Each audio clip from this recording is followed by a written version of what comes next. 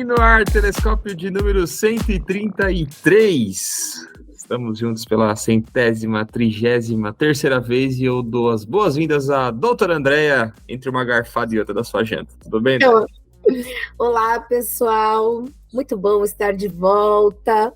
Confesso que não é bom gravar nesse horário. Para quem não sabe, estamos gravando às 11 horas da noite, numa sexta-feira. Quero deixar isso registrado.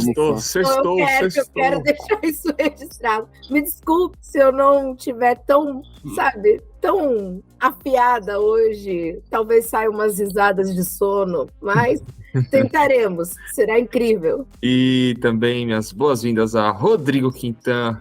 Olá. Tudo bom, gente? Olá, André. Olá, Nani. Olá, povo que nos escuta. Beijo. Quantos graus aí em Campinas agora? Aqui agora? Ai, rapaz, aqui tá difícil, mas tá frio, viu? Um pouco menos do lugar onde você está. Você não sabe onde eu estou. Posso estar usando um fundo falso da minha casa enquanto estou gravando diretamente da balada. Mas não tá acontecendo. Mas com certeza vai estar mais. Se for de uma balada, vai estar mais quente que aqui, com certeza. Com certeza. Com certeza. Balada quente as baladas quentes que eu frequento. É lógico.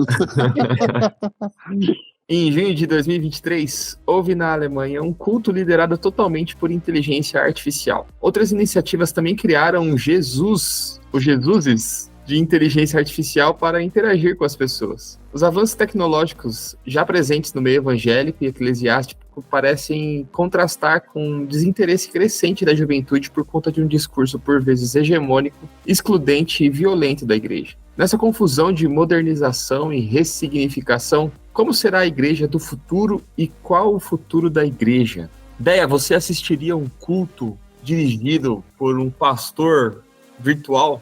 Não, eu assistiria, até pela participaria, né? Falaria amém para o que a inteligência artificial... Não sei, é o Espírito Santo de Deus? Não, brincadeira. Eu acho que vale entender o que é inteligência artificial. Não, eu acho que é uma coisa meio estranha, né? Assim, eu não sei para quem já usou, por exemplo, o ChatGPT, você lê, é uma coisa muito sem vida, sem...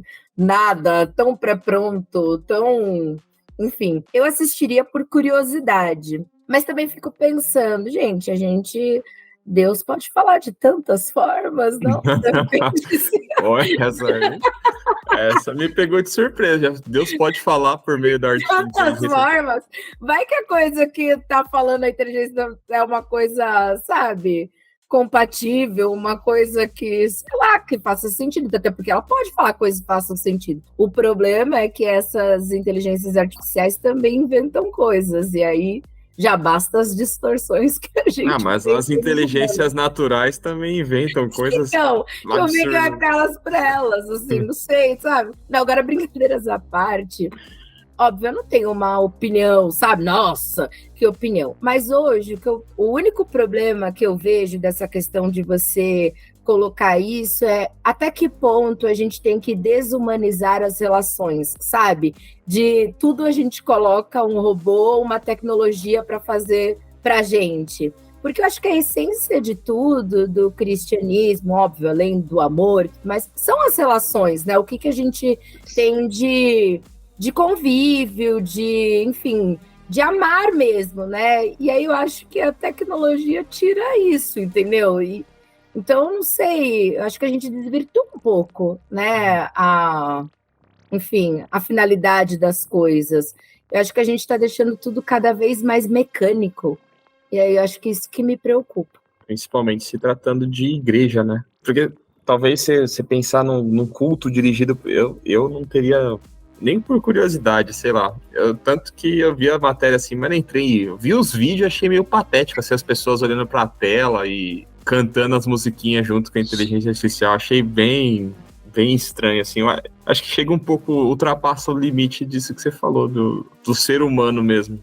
Eu acho que desumaniza demais uma coisa que é essencialmente humana, que é a igreja, né? Que é estar em comunidade, em conjunto com outras pessoas. Eu não me atrai nem um pouco. essa parada, nem chat GPT, nem... Mas eu sou velho, né? Eu sou old school, então eu não faço parte desse recorte. Você acha que a molecada da igreja se interessaria aí em Campinas, Rodrigo? Se o pessoal falasse assim, ó, convidado do congresso de juventude aqui, vai ser o chat GPT no módulo pastor. Acho que a galera Chat GPT gospel. Acho que não, sinceramente. Talvez por curiosidade pra ver, mas seria uma zoeira, né? Viraria uma zoeira com certeza. Viraria meme, viraria tudo, menos algo que se diga assim, não, isso realmente exige um respeito, há uma formalidade. Não, de jeito nenhum. Isso com certeza cairia num descrédito, assim, muito grande. Eu acho que não tem como essa nova geração que é bem mais familiarizada com a gente fica meio assim, assustado ainda, né? Igual a Andrea falando isso, será que é isso aí, né? Vai entender. A gente ainda fica meio assim, né? Eles, como já estão bem mergulhados, eles falam assim, mas tá de sacanagem, né, velho? Isso aí, pô...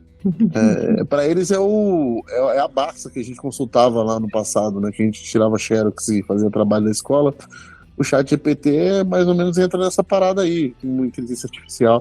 Então eu não acho que existe uma relação, uma conexão com uma experiência de fé para eles, entendeu? Não vai bem isso, né? As relações, na verdade, para essa nova geração aí que a gente está estudando, é uma relação virtual, mas não que ela se relacione com coisas que são puramente virtuais, entendeu? São coisas reais dentro das virtuais, entendeu? Ela tem mais uma relação aí, é isso. Então, até vou começar já a usar os cartuchos que tem aqui, mas como entender, tá entregando.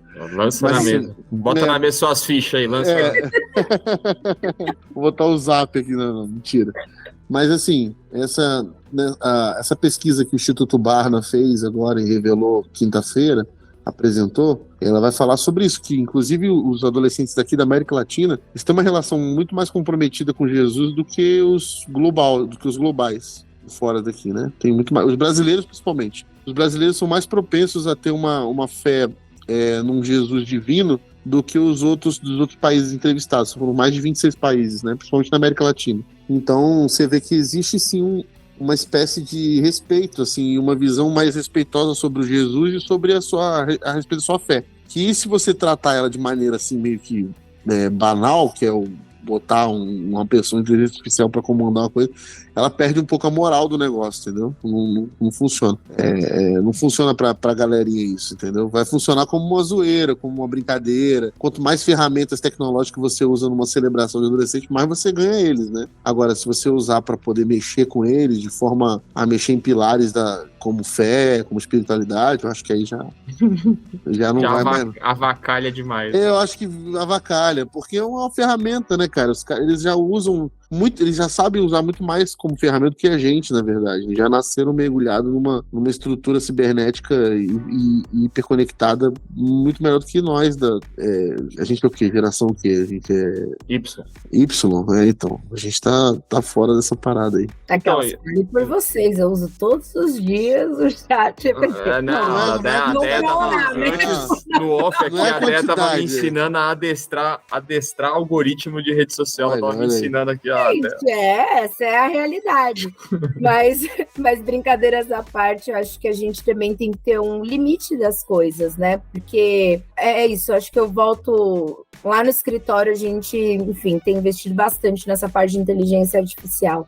E a gente sempre discute isso, e a sociedade está discutindo como um todo, né? E como sempre, as coisas, né, vão da sociedade, que vão para a igreja, da igreja para a sociedade, né? A gente meio que vê alguns reflexos, assim. E aí, você estava falando, Rodrigo, eu pensei algumas coisas, né? Numa sociedade, principalmente pós-pandemia, que ficou mais antissocial, tô jogando alguns pensamentos, né? E a gente vai discutindo. E às vezes essas tecnologias vão deixando a gente cada vez mais excluídos uns dos outros, porque é tudo muito virtual.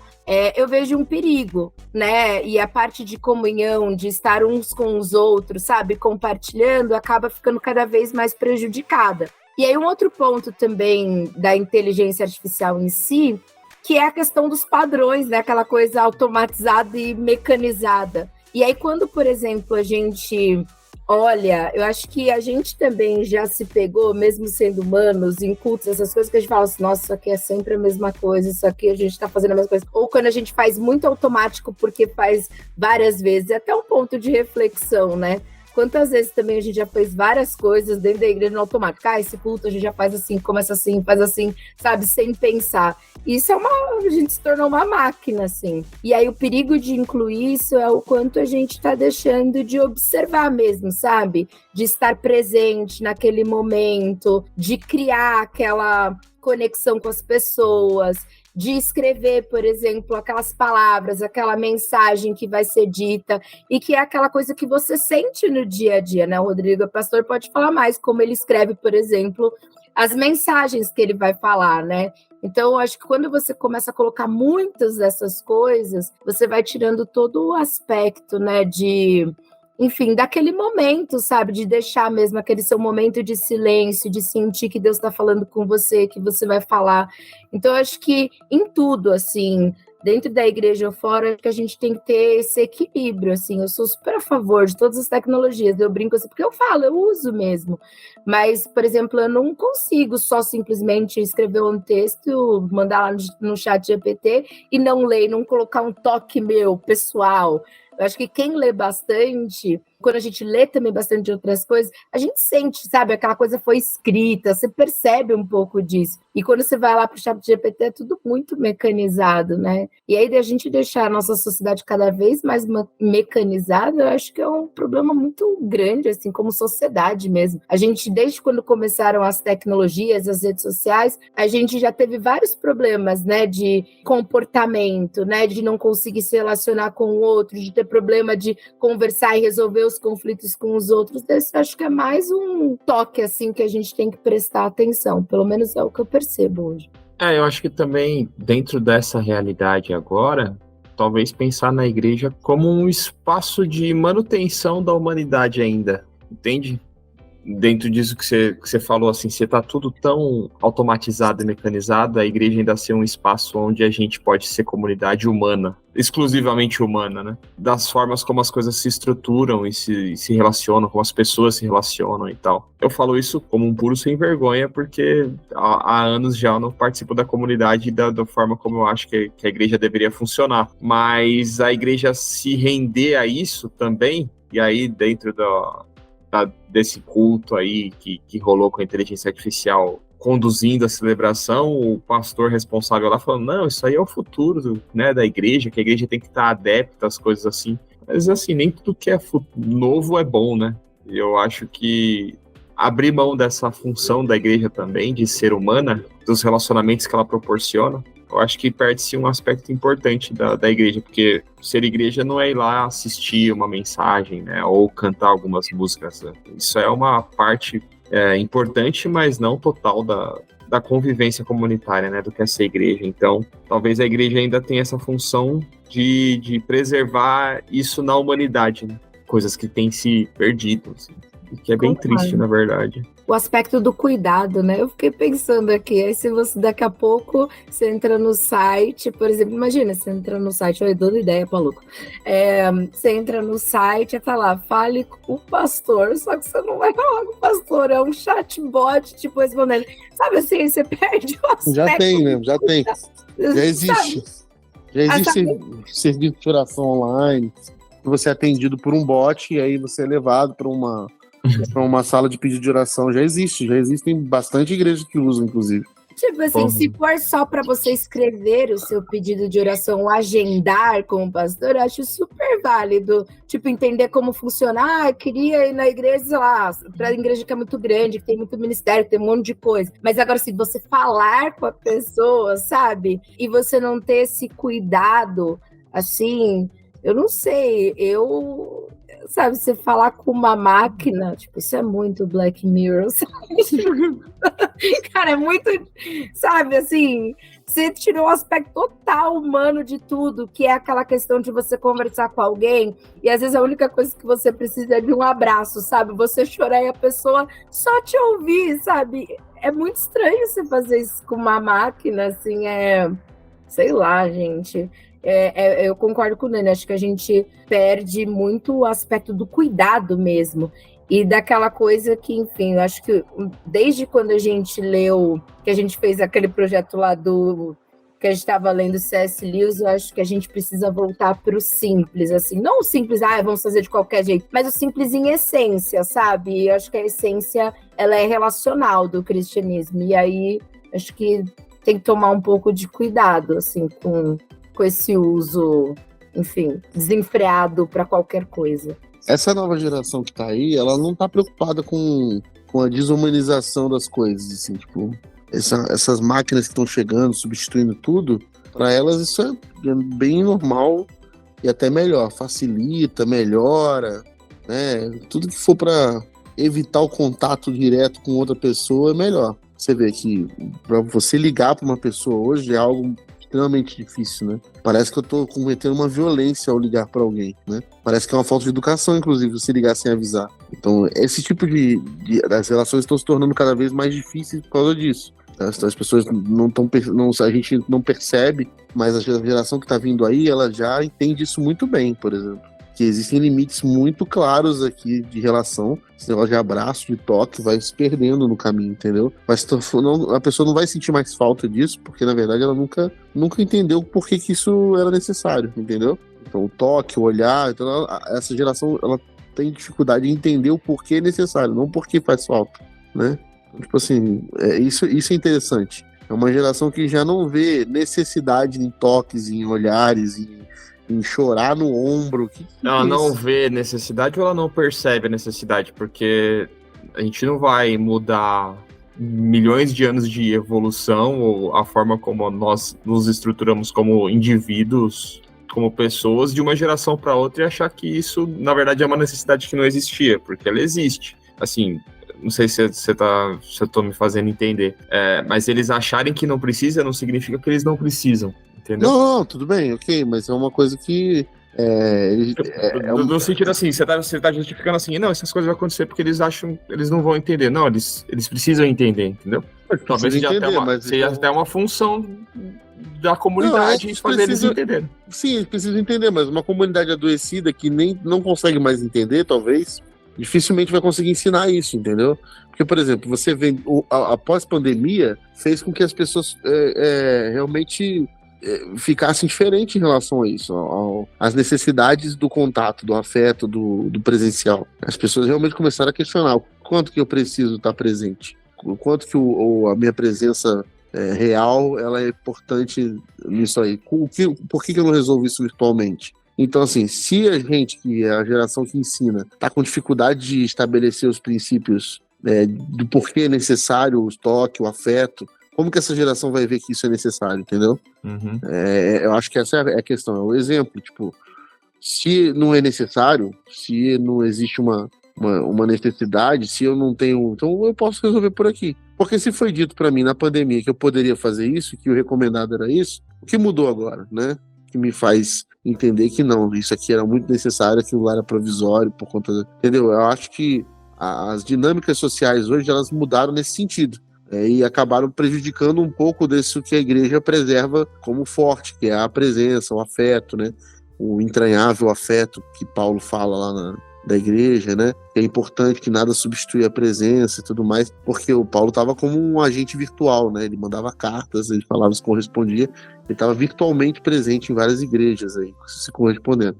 E ele dizia sobre a importância da presença, de que estar lá era melhor. Inclusive para uma igreja, ele escreve uma carta para uma igreja que ele nunca tinha ido, que era a igreja de Roma, e ele é um dos tratados mais importantes, inclusive, da nossa teologia. E ele nunca tinha estado lá, e ele vai, se apresenta, fala tudo mais, e ele fala da importância de se estar presente, mas dentro de escrevendo uma carta, né, que de alguma forma era a virtualidade da época. Como que estava. Então isso vai se desenvolvendo ao longo do tempo agora e acelerou pra caramba com a pandemia para uma geração que já tem relacionamentos virtuais que para eles são relacionamentos, não são classificados como virtuais, né? Para eles a construção de mundo vai se tornando diferente do que a gente foi, do que pra gente foi. Então esse negócio de encosta sua cabecinha no meu ombro e chora, não sei se faz muito sentido para eles ainda, entendeu? Eu acho que é a gente que tem que mostrar, a gente tem que ensinar, a gente tem que falar da necessidade, até porque a gente está tendo uma sociedade de uma geração adoecida também, de maneira psicológica falando, né? A gente tem o século das doenças da alma, né? Então eu acho que tem uma soma de muita coisa aí. Ao tempo que você tem uma sensibilidade maior, né? Isso também o Instituto Barna Group, que é a pesquisa que eu participei aqui da exposição, eles dizem que os adolescentes dessa nova geração, a geração Z, são os adolescentes mais sensíveis. É interessante esse paradoxo, né? Essa sensibilidade diante de uma frieza que a gente considera do toque, do afeto presencial, ao mesmo tempo que você tem um paradoxo da sensibilidade, né, de uma geração que se desvenda aí, que a gente está tentando. Porque é a geração dos nossos filhos, né, Hernani? Falando aí bem claramente, a gente ensina e a gente vê os nossos filhos assim, aprendendo com a gente sobre a necessidade do toque, do abraço e tudo mais. Mas nós não somos, infelizmente, a maioria. Aqui, necessidade, não sei se você aprende também. Necessidade você tem. O que talvez eles precisem aprender é como suprir essa necessidade. Ou como descobrir que isso é uma necessidade. Como perceber a necessidade, né? Porque, por exemplo, perceber a necessidade, descobrir a necessidade, eu acho que é a palavra. Porque, assim, se você mora num lugar com fartura de água, você sempre tem água na hora que você quer e tudo mais, você talvez não tenha percebido que isso é uma necessidade, entendeu? Exato. Até o momento que isso lhe falta. Exato. Né? Agora, pense o contrário, numa ausência. Algo que lhe falta, que você nunca teve, e aquilo, na verdade, é uma necessidade. Existe algo assim? Alguma realidade, por exemplo, que não tenha algo que é necessário ao humano? Afeto, você está falando de uma coisa... Exato, é isso. Então, perceber essa necessidade, porque assim, a gente está falando exatamente disso. Você está falando, essa geração acha que é normal, mas ela acha que é normal, mas ela talvez não perceba que é uma necessidade. É isso. E é uma geração que está cada vez mais se adoecendo e ficando mais excluída, que talvez seja por isso, pela falta de contato, né? Essa semana eu participei de um encontro de mentores. A gente dá mentoria, enfim, para alguns alunos, enfim, estudantes de direito.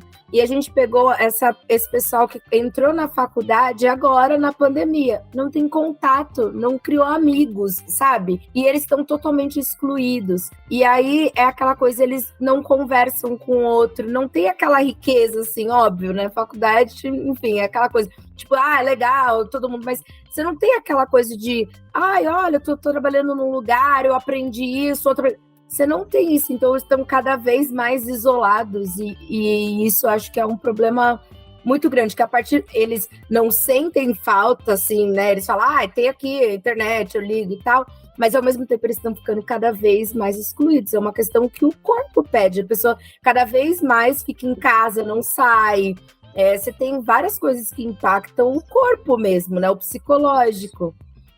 Agora, mostrar para essa geração a necessidade disso enfim, talvez quando a deprê bata, eles falam, então você precisa de uma ajuda. Não sei como fazer. A inteligência artificial fala, procura um humano aí, porque eu não tô dando conta. Eu não sei resolver, não sei. Tem que ser uma coisa que eu acho que parte do paradoxo é esse, né?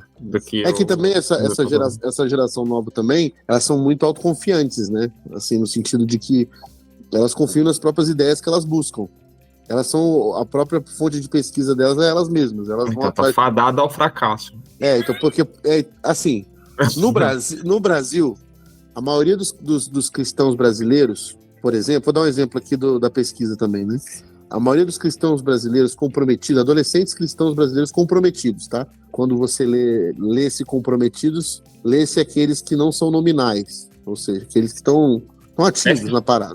Eles creem que a fonte de relacionamento deles, de aprendizado com Jesus, é a Bíblia, em primeiro lugar.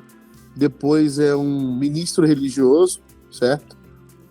Depois uma pessoa de confiança que eles chamam de um cara que talvez discipule, um discipulador, né? E depois um membro da família. Essa é a ordem dos ganhadores aí que buscam conhecimento. Isso entre os cristãos brasileiros comprometidos. Que dá uma porcentagem, tem esse dado, assim, tipo, sei lá. Tem. 30% da população jovem. Eu não gravei, eu tenho que olhar aqui pra baixar. Aproximado, só pra gente ter um... eu não gravei, eu teria que achar aqui. Menos da metade. A grande maioria são os nominais, que é mais da metade. Mais da metade é nominado. Então esses aí são minoria. São a menor parte. São esses, a né? menor parte. E os nominais, qual que é a...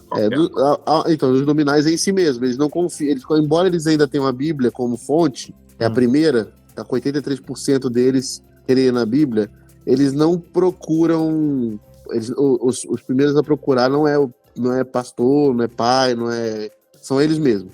A falta de referência. 58% diz que confiam em si mesmo como uma fonte para continuar aprendendo sobre Jesus. Que é maravilhoso, né? A pessoa acha que ela é a brota dela, a melhor das... E são os nominais. Também, aquelas que começam, né? Mas se bem que também não sei o que é pior. Dependendo do tipo de pessoa que eles se espelham, talvez seja melhor olhar. Então, acho que esse é o paradoxo. É a beleza do paradoxo. Esse cara fala assim, o cara é um crente fiel e acha que não é líder. Mas qual que é o líder que você segue? É o André Valadão. Fala, pô, aí, irmão, pô.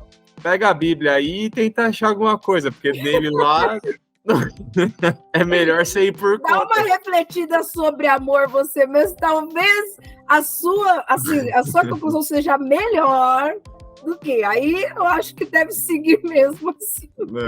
Então, porque daí quando eu olho uma geração que não questiona esses padrões hegemônicos, né, de interpretação que a gente vê, eu não sei. Eu acho que às vezes é melhor ficar por conta, entendeu? E é engraçado que, por exemplo, os adolescentes responderam uma pergunta assim: em minha igreja eu recebo conhecimento sobre a Bíblia, sobre como a Bíblia se aplica à minha vida. Aí se você olha assim, globalmente, você tem a maioria concorda totalmente, 42. Quer dizer, não, mentira. A maioria é que concorda em parte, discorda totalmente, eu não sei. Essa é a maioria. A maioria não tem certeza da parada. Não tem certeza. No global. Na América Latina, a maioria tem certeza, 53%. No Brasil 90%. 62%. 62%. Entendeu? Então, você tem... É interessante esses dados dessa geração aí. Interessante, a galera tá firme e forte. Mas acho que esse... eu não consigo ter tanta fé assim nessa galera. Não. Olha, então vamos lá, pra você. Eu gostei que você puxou já isso aqui, ó. Minha geração tem a habilidade de causar um impacto positivo e significativo no mundo? Mas eu vou botar fé na galera ou não? Não, que elas falam que sim, eu até acho que pode, meu problema. Você acha que elas falam que sim? Se elas são autoconfiantes. Não, as nominais, né? A maioria, né? Nominais. Cristãos nominais, né? Não, tô falando dos cristãos carolinha mesmo, dos que tá rezando a cartilha da igreja brasileira, acho que eles querem ganhar o Brasil para Jesus e é eles que vão conseguir fazer tudo, entendeu? Então, no Brasil, 57% diz que vai causar um impacto positivo no mundo. Mas a arrogância da igreja brasileira. E o ódio crescendo. E o ódio crescendo, exato. Dá medo dessa geração. Mas na América Latina, o México ganhou do Brasil, 65%. O pessoal do Chaves lá tá forte. Mas o México é catolicismo hardcore lá também. Lá é brabo. O Brasil tá em terceiro nessa parada aí. A Colômbia ainda passa o Brasil, 61%. Então, mas aí vamos entrar nessa galera aí, já que a gente tá falando da igreja do futuro. A gente percebe também uma crise geracional na igreja de uma galera que tá meio desiludida com fé e igreja, não quer saber mais disso, né?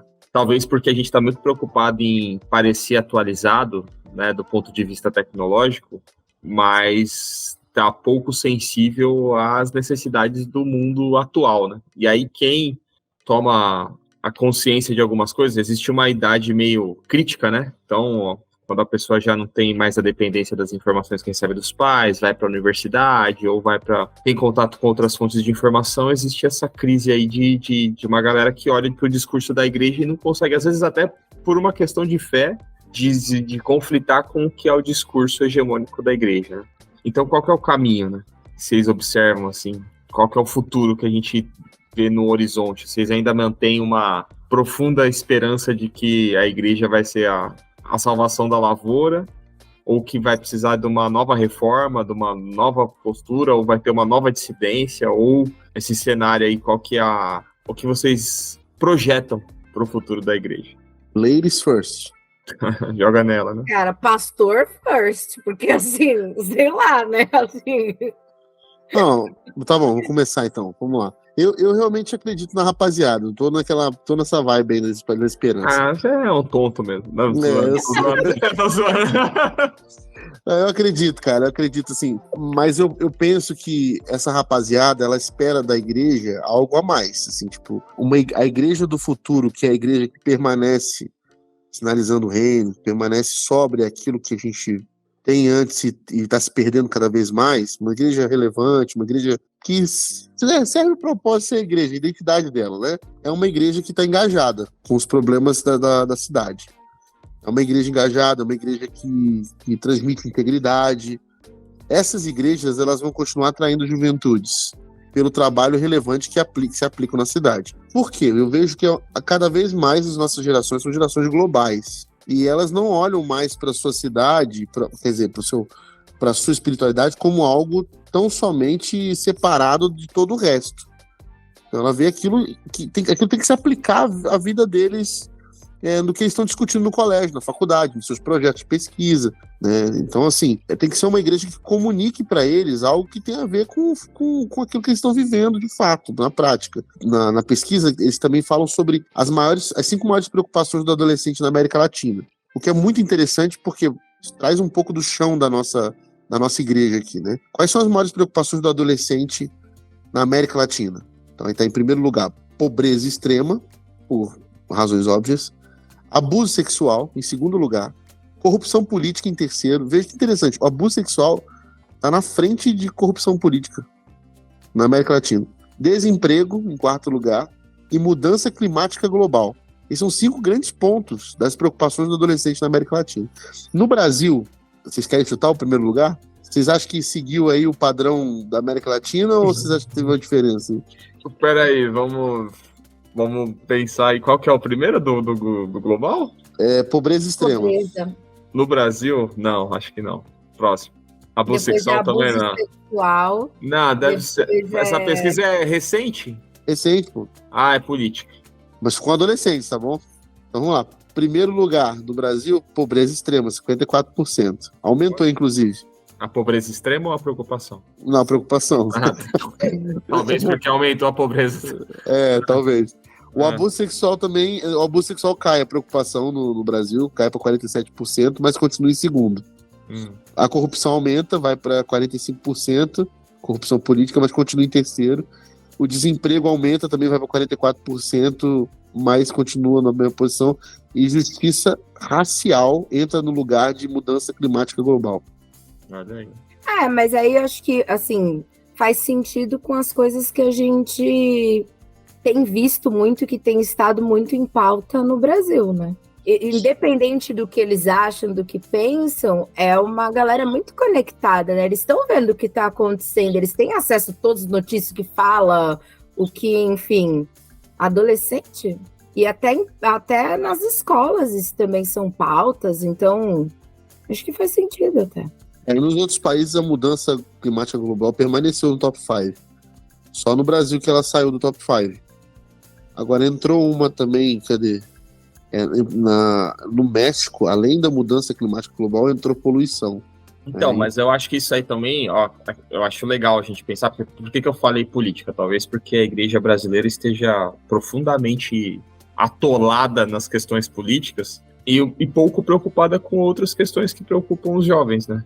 Pouco engajada nas questões raciais, talvez, que é uma preocupação aqui, ou pouco engajada nas questões de pobreza, né? Embora seja uma causa histórica da igreja, mas o grosso da preocupação da igreja talvez tenha a pauta política como um dos carros-chefes, né? Ou a pauta moral e moralista, né? E pouco ética e de justiça social, e talvez esse conflito de finalidade, justamente por muitos jovens entenderem que deveria ser uma preocupação da igreja e não aparece como uma das principais bandeiras, é que gera essa desilusão, né? Então, e isso é muito interessante você falando, Hernani, porque é perfeito, porque assim, na pesquisa, eles mesmos colocam que muitas vezes o adolescente não tem poder ou habilidade para agir contra as injustiças por conta própria. ou sem um envolvimento com recurso, liderança dos pais ou responsável, né? Mas a pesquisa, ela permite distinguir conforme as suas motivações ou potencial para promover a justiça. Então ela coloca assim, o espectro resultante de motivações para a justiça é baseado na combinação das seguintes características dos adolescentes: convicção, mais confiança, mais compromisso, né? Então ele te pergunta assim, convicção, eu acredito que é importante. Aí ele coloca lá junto da frase, mudar as condições que causam um sofrimento individual. Aí você tem convicção, eu acredito que isso é importante, aí ele vai e pontua. Então, assim, eles colocam na pesquisa as motivações do adolescente para dizer assim, ó, o que te motiva a dizer isso? Se é porque você tem convicção disso, ou porque você realmente acredita que você pode fazer alguma coisa por isso, então são motivados pela justiça. Então, os adolescentes atingem as 3 categorias: convicção, confiança e compromisso. Inclinado para a justiça, os adolescentes atingem 1 ou 2 categorias. E neutro a respeito da justiça, o adolescente não atinge nenhuma das 3 características. Entendeu? Então, assim, é interessante uma pesquisa respondida para adolescente, que você vai mexer com uma galera também que, assim, eu não sei muito bem o que eu estou respondendo, outros sabem muito bem o que está respondendo, outros estão engajados e respondendo baseado naquilo que já estão prevendo e que querem fazer, motivados, entendeu? Por aquilo que querem fazer com relação à justiça. Uma coisa interessante disso tudo, que eu acho que as igrejas elas precisam se reformular pensando nisso, é justamente ser um espaço para o diálogo, né? Agora eu fiquei lembrando, né? A gente já falou isso várias vezes, enfim, mas eu lembro, eu cresci dentro de uma igreja em que o líder falava, a gente obedecia e é isso aí, e isso nunca era pauta, né? Esse tipo de assunto que permeia questões sociais, questões raciais, questões econômicas, e as pessoas, inclusive, não tinham líderes qualificados e capacitados para falar sobre esses assuntos. Então, a igreja era vista como, eu vou lá, a gente lê um versículo e a gente vai falar daquele versículo, mas muito restrito, né? Muito ali, não tem uma prática, né? Você não coloca ali, como o Rodrigo falou, das questões da cidade, de questão da sociedade em si, né? Muito restrito ao que você está sentindo, se você faz pecado ou não, enfim. E aí você vai vendo com os anos essa transformação das igrejas, que eu acho que ainda falta, mas algumas já fazem isso, abrir para ser um diálogo sobre como isso impacta a sociedade como um todo. Sim. Acho que aí é um ponto, né, de transformação. E essa juventude, ela está cada vez mais conectada, tem mais acesso à informação, mas às vezes não sabe filtrar essa informação. Então, a pessoa que está ali, as igrejas elas podem muito bem, pela função social que tem, além da espiritual, obviamente, porque isso impacta no social, de ser esse guia, sabe? De ser esse intermediador, de ter um espaço para essas discussões e de mostrar para as pessoas esse caminho, né? Porque eles também, apesar de ter muita informação, também não sabem muito filtrar essas informações, né? E são pessoas que às vezes estão muito engajadas, tipo, eu quero fazer, mas não sei como que é o que... Inclusive na pesquisa diz que os adolescentes entrevistados na América Latina são mais propensos do que os adolescentes ao redor do mundo a serem categorizados como motivados pela justiça, com mais de 1/3 atingindo essa classificação. Então, motivados pela justiça, só lembrando, é aqueles que têm a convicção, a confiança e o compromisso, né? Convicção quer dizer que eu acredito que é importante. Confiança, eu estou confiante que sou capaz de, e compromisso, no futuro eu vou fazer. Então, assim, esses são os motivados pela justiça, então, que estão com os 3 pontos: convicção, confiança e compromisso em alta. E na América Latina, os adolescentes atingiram o maior número de adolescentes, né, que foram atingidos por esses 3 pontos. Os outros, fora do âmbito da América Latina, não tiveram. Então existe um sinal aí grandão para as igrejas, assim, mano, igreja, você precisa assumir um papel aí, né, para trazer o seu a sua luta pela justiça de volta, né, o seu papel de luta, identidade de quem luta pela justiça de volta, né. Então, quais são as principais maneiras que uma igreja pode tratar a injustiça? Isso vai trazer os adolescentes a um engajamento diferente, né, acredito eu. Agora, eu tô imaginando o plot twist dessa história. É o chat GPT pastor, o P de pastor, GPT, Nossa.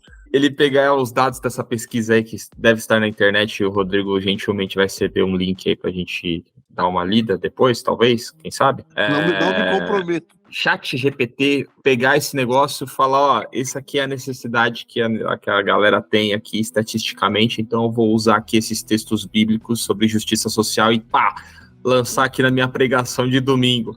Qual que é o limite do pastor chegar e puxar a tomada lá, se esse chat GPT tiver muito comunista, assim, falando sobre justiça social, mas porque vai gerar talvez um conflito de interesse ali, então.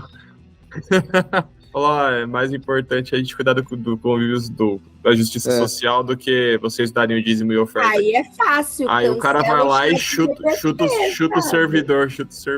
Aí fala que tecnologia é do diabo. Pronto. Tá, talvez é uma boa saída, hein? Falar que é a besta.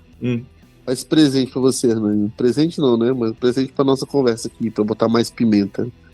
Globalmente e na América Latina, todos os adolescentes que foram entrevistados lá na pesquisa, eles não estão convencidos de que a igreja está causando impacto em questões de pobreza e injustiça. 100%? Apenas cerca de 1 em cada 4 dizem que a igreja certamente tem impacto relevante. É os 25 bolsominion, filho de... Eu tô falando isso no globalmente e América Latina, tá? Entendi. Agora, entre os adolescentes sem fé na América Latina, essa proporção cai para 5%. Que acredita na igreja. É. Tá vendo? A galera... Eu tô acreditando na rapaziada e a rapaziada não tá acreditando na gente. Você não tá sendo recíproco aí. Não tá. Tá difícil. Mas é por causa disso. É porque eu acho que realmente a igreja tá fora, no geral, tá fora da casinha. Ela não tá na sua identidade. Ela não tá lutando por justiça, né? Ela tá lutando por poder, né? Exato. E pra quem não tá dentro desse esquema de poder, a igreja é o inimigo. É justamente e causadora de vários desses problemas aí. Para quem não tem igreja, para essa galera seria muito melhor. E dependendo da igreja de qual ele tá falando, eu concordo com ele. Eu tô rindo, mas é muito triste, cara. Não, é muito triste, assim, né? Porque é o tipo de coisa que não adianta, né, um levantar assim sozinho e falar assim, vamos mudar isso, sabe? Você tem tanta coisa que tá envolto disso, tanta crença, tanta... Você fala assim, cara, como que muda isso, sabe? Óbvio, a gente vai mudar tudo, mas é muito doido isso, né? Assim, você vê que... E até pra gente, assim, eu acho que é uma tristeza ver que a igreja ela não cumpre. Não vou falar igreja, mas acho que a gente não pode generalizar todos. É óbvio, né? Isso é bom sempre a gente esclarecer que a gente tá falando não, é porque eu vou falar que a gente tá falando de todos os igrejas. Não é todo mundo aqui é da igreja ainda, viu, galera? É, isso aí. Mais ou menos, aquelas da começam, né? Deixa eu mais ou menos. Qual que é o critério, né, pra gente falar aqui? Qual é o critério pra falar que é da igreja? É ir todo domingo? É o quê? Nossa, é todo domingo, só o Rodrigo tá. Assistir pelo YouTube conta? Perguntar pro chat GPT do pastor. A geração Z.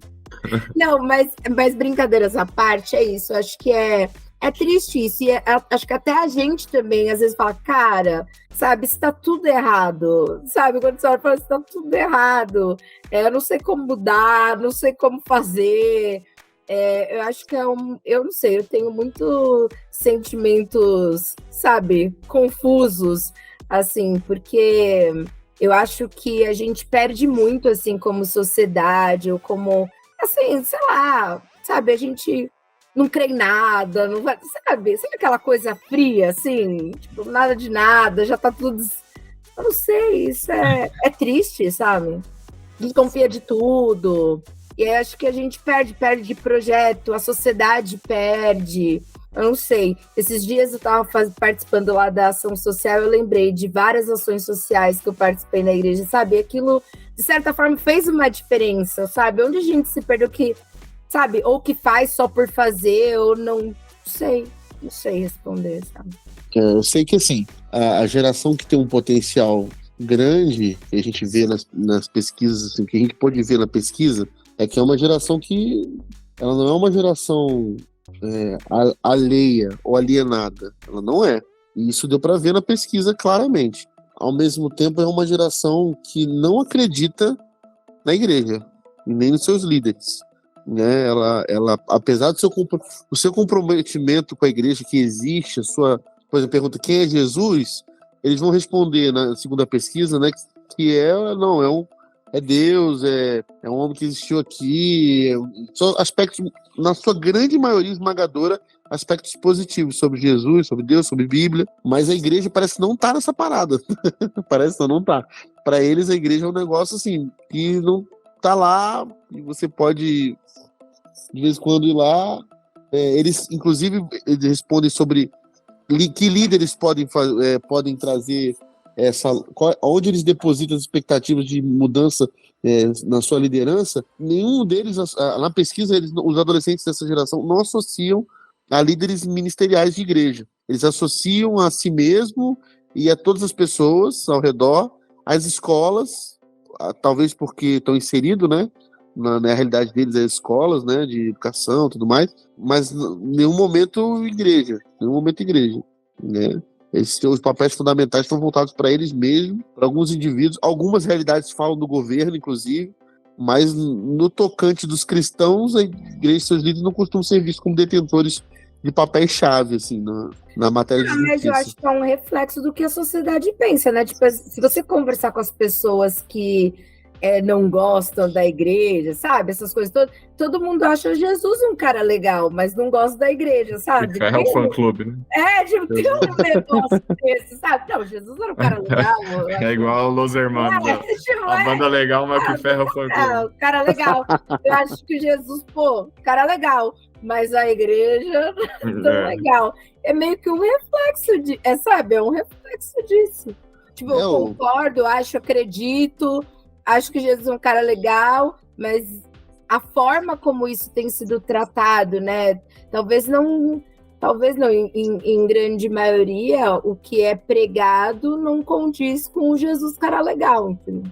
Não, é isso. E perguntaram assim, como que a igreja pode ser uma solução ao se tratar das injustiças, para tratar das injustiças? Eles atribuíram a questão de encorajar pessoas, né? Advogando em favor de mudanças significativas, ensinando que a Bíblia encoraja com cuidado especial com aqueles que estão experimentando injustiças, ensinando pessoas sobre as fontes de injustiça, ajudando financeiramente as pessoas afetadas pela injustiça. Então tem uma série de coisas que os próprios adolescentes, a própria geração, jogou como as expectativas, né, que não são atendidas, né? E daí você vê que, mano, o buraco é muito mais embaixo. Por isso que eu falo que a igreja do futuro, que representa esse papel, ela é uma igreja que está a anos-luz de distância da realidade que a gente vive hoje, em geral, né? Mas é interessante esses últimos pontos, porque é uma fé prática, né? Sim. É assim, tipo, não é uma coisa mais que eu vou sentar lá, vou ficar falando, porque Jesus tem que abençoar, sabe? Jesus tem que abençoar e a gente vai ajudar e, sabe, é uma igreja que se movimenta, sabe? No seu tempo, sabe aquela bolha? Tipo, menos ritualística e mais... Exato, prática. Mais prática, sabe? Mais movimento, assim, mais ação. Ao mesmo tempo que a grande maioria dos adolescentes disse que a igreja tem o seu principal papel é o encorajamento de pessoas a liderarem contra as injustiças. Tipo assim, como se fosse um lugar de encorajamento, né?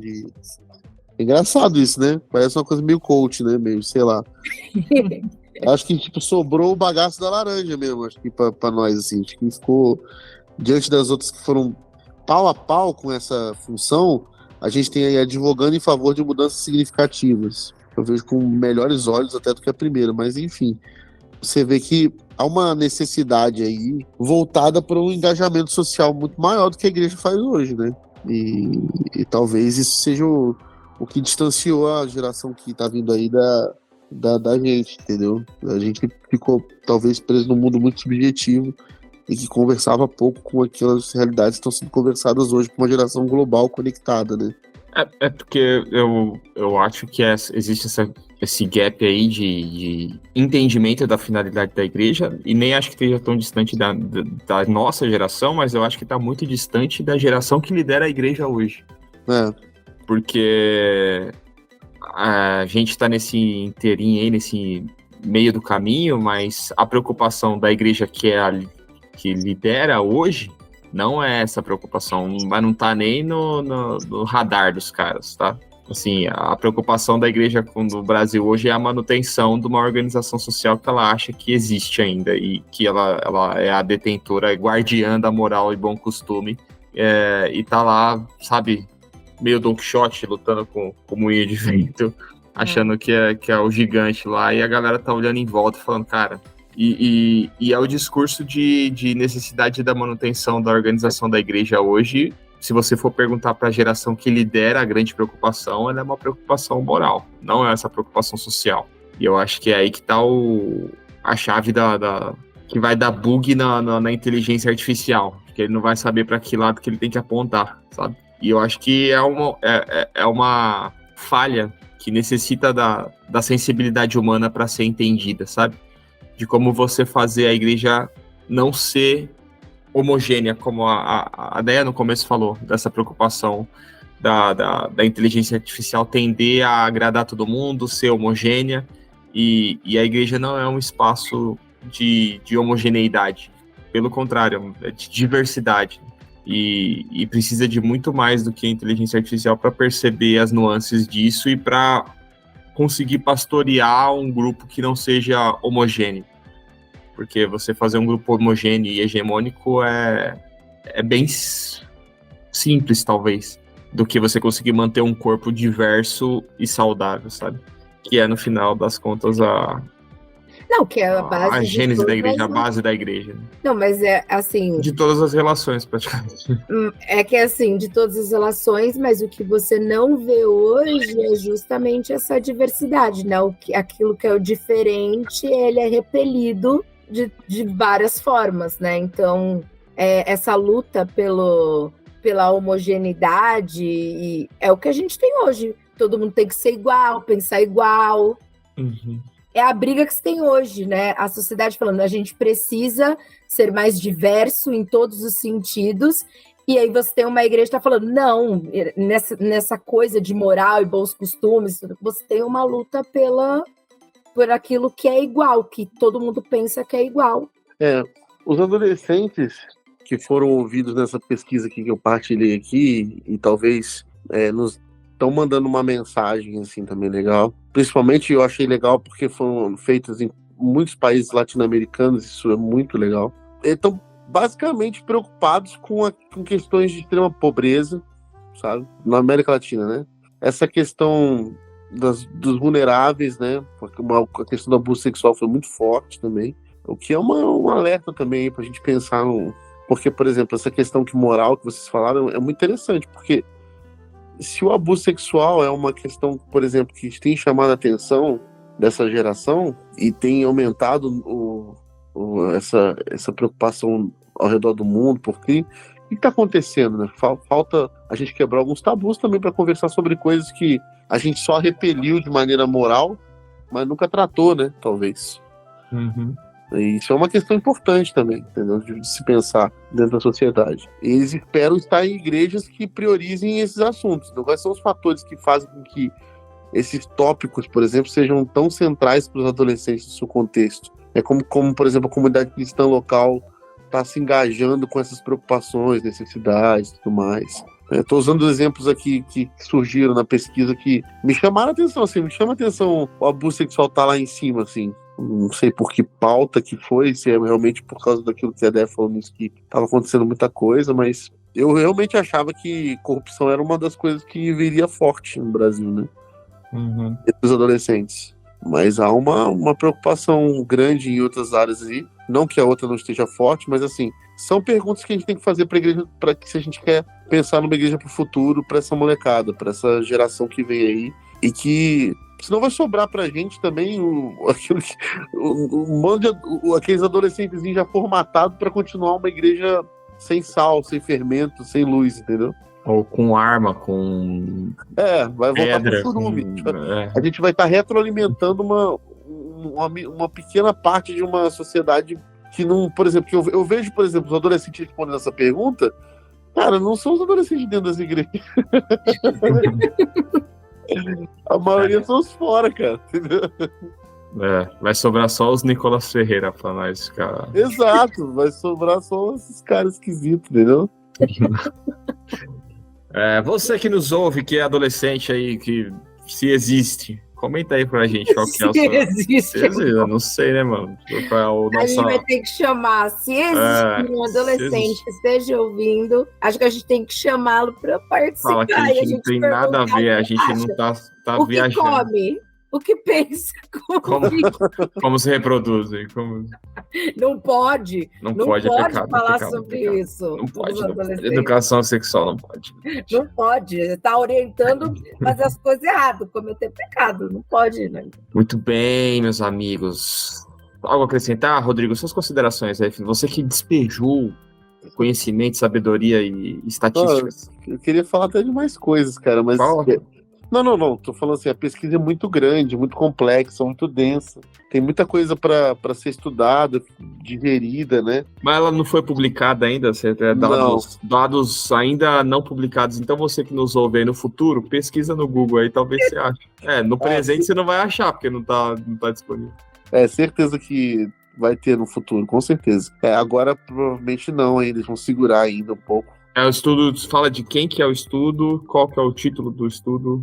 Vou dar os créditos aqui, obviamente. É o Barna Group, que é um instituto de pesquisas, tá? É bem famosinho, inclusive. Ele é um relatório produzido em parceria bíblica com a Visão Mundial e Alfa, que chama, tá? Um estudo global sobre adolescentes, chama a geração autêntica. E ele é feito na América Latina, principalmente, tá? Então, o Instituto Barna Group, que é o nome, ele tem já umas outras pesquisas também que foram divulgadas no passado, e a galera que se preocupa em observar essa geração futura, que inclusive faz essas projeções de que o Brasil será um país evangélico a partir de 2030. Oh, meu Deus. Exatamente. Então pesquisa aí, você no futuro aí, em 2030, se ainda tiver Brasil, aí você fala pra nós, mas vocês pesquisem aí, porque o Rodrigo teve acesso exclusivo aqui pro telescópio foi mesmo. Pra vocês. Exclusivo, eu quero agradecer o Thiago Faria aí, que me deu esse convite aí. Obrigado, Thiago. Inclusive eu convidei ele para participar, ele não pôde, porque tá em viagem, mas queria muito que ele participasse. Chamei também o Livan, que é um cara que trabalha no Instituto Issachar, que é também um instituto de pesquisa, e que também trabalhou nesse projeto, estava lá também no... E que também estava viajando, não podia participar. Também, a mesma coisa. Os caras estão todos viajando. Nossa geração não tem tempo de gravar podcasts com os amigos. E pior que o Thiago me chamou para gravar um podcast para ele, eu falei assim, não, agora eu não vou mais não também, você não vai gravar. Exatamente, na reciprocidade das relações. Exatamente. Mas, cara, é uma pesquisa muito densa, muita coisa, o material é muito grande. Tenho certeza que em breve será disponibilizado aí para todos os que quiserem ver, mas vale muito a pena olhar porque é um alerta. Eu acho que é um alerta já indo para o sinal vermelho, eu acho, das nossas futuras gerações, que como a igreja está distante, né, de ser vista por essa geração como um caminho de proximidade com Jesus. Acho que uma das coisas mais interessantes que eu olhei foi isso, que a Bíblia para eles é realmente um caminho para Jesus. Tem esse item aqui na pesquisa, né? A Bíblia é um caminho para Jesus, né? Agora, a igreja não. A igreja não, cara. A igreja não. Talvez seja um sinal de esperança aí, de luz no fim do túnel, que tem saída. Mas é triste isso, mano. Porque... É triste, mas daí é o caminho que a gente vai trilhar junto com eles, né? Porque eles têm uma bússola que talvez seja melhor do que a da nossa geração. Uma preocupação. Mas na verdade é uma bússola corrompida, né? Ela foi construída a partir de uma realidade tenebrosa, né? Eu acho, sei lá. Mas, enfim, eu acho que a gente podia entender. Eu sou um cara que luta pela igreja local, cara. Eu não consigo olhar pra essa. Não, você tá certinho. Eu acho que essa geração é que vai te ajudar, mano. É isso que eu tô falando. É eles que Rodrigo, você é a nossa esperança, porque se depender de mim. Não, Jesus. Rindo, mas Rodrigo é a única esperança. Nossa, palhaçada, mano. Tá maluco. Vocês estão bestas. Eu fui vendo essa pesquisa aqui, lendo e vendo os caras lá depois dos vídeos. Eu falei, meu Deus, gente. E os caras cheios de esperança, fazendo uns grupos, se juntando nos grupos. Como que a gente vai responder essa pergunta? Eu falei, mano, eu tô aqui triste aqui, que eu não tô vendo igreja nesse negócio. Mas é que a igreja vai ser. Eu acho que é isso. O que eles estão mostrando é que não é mais a igreja estática, sentadinha no templo. É uma igreja que se move e que está na prática, no dia a dia, junto com a sociedade. Olha, olha, a lógica. E olha só que interessante. Não é essa igreja que Jesus tinha proposto para nós? Olha só! Não, por isso que eu falei que eles estão melhor do que muito velho, pai. A igreja tinha que aprender a dar espaço para essa rapaziada. Com mais esperança. Olha só. Não é, Hernani? Se você não acredita na rapaziada, então deixa eles falar, pô. Exato, deixa os meninos brincar. Como a gente pessoal, fica só de coach falando, vai, é isso aí, go Champs. É como teve um pastor que falou isso lá, ele falou assim, ó, eles não são a igreja do futuro, eles são a igreja de hoje. Ah, isso é clichê também. É a igreja de hoje, mas daí a molecada vai falar qualquer coisa.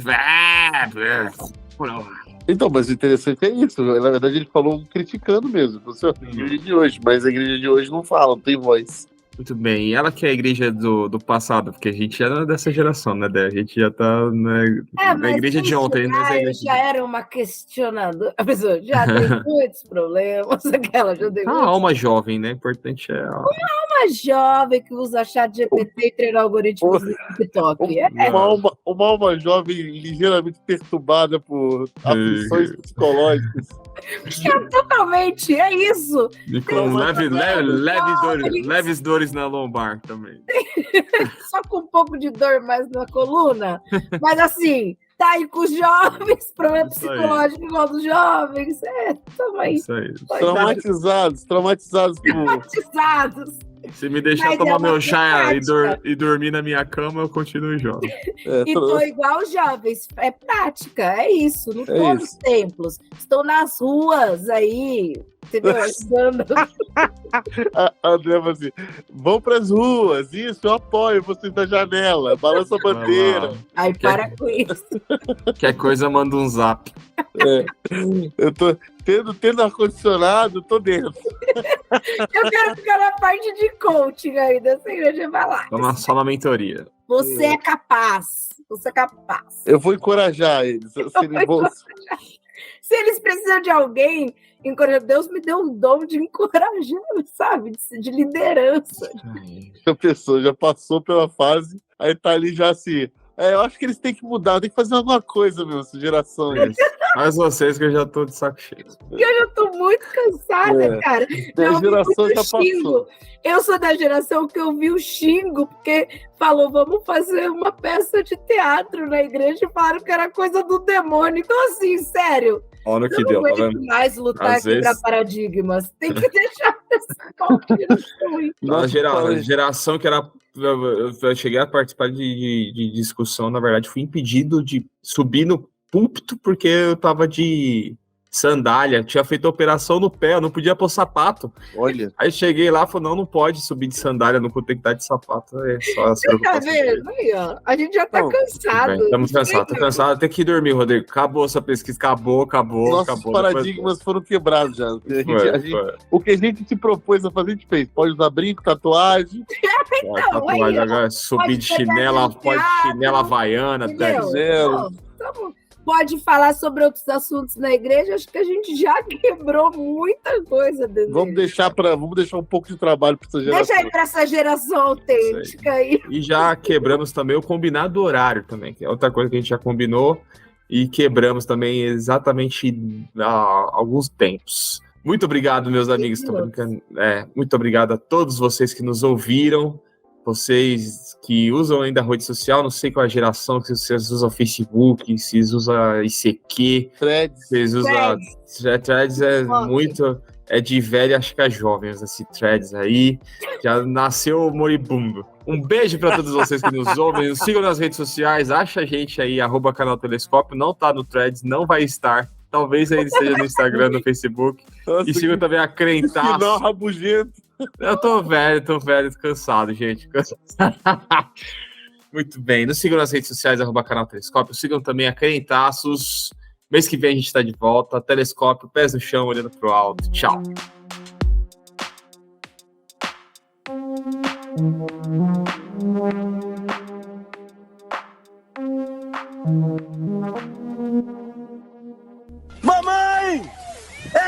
mamãe!